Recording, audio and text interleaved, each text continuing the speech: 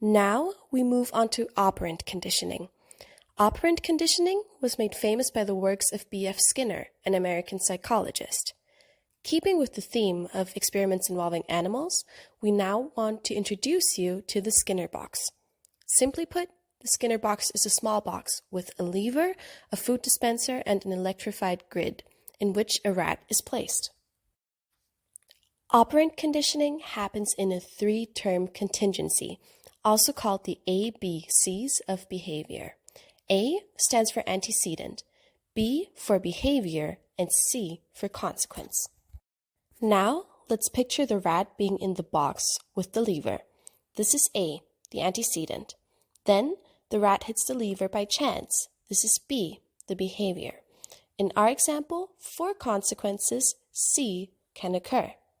Let's say that when hitting the lever, food comes out of the dispenser. This is an example of positive reinforcement. By adding a stimulus, in this case the food, behavior, the hitting of the lever, is increased. So now, let's assume that the rat is exposed to small electrical shocks constantly. By hitting the lever, the shocks stop. This is an example of negative reinforcement. By removing a stimulus, behavior is increased. In both cases, reinforcement leads to an expected future behavior of the rat hitting the lever more often. Now, let's imagine the rat gets shocked after it hits the lever. This is what we call positive punishment. It decreases behavior when a stimulus is added. And now, let's picture the rat having a full bowl of food in the box.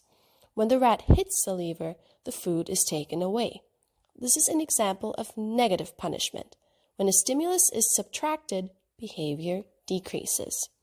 In both of these cases, punishment leads to an expected future behavior of the rat hitting the lever less often.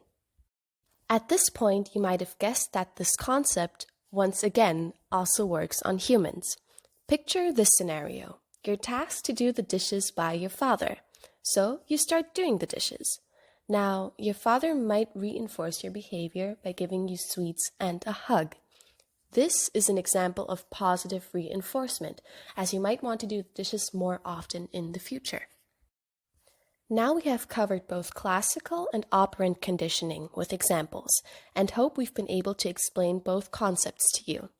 If some things are unclear, or you want to learn more about the concept of conditioning, there's no need to fret. We've added some additional sources for you at the end of the video to look up online. Thank you for watching. Created using Powtoon.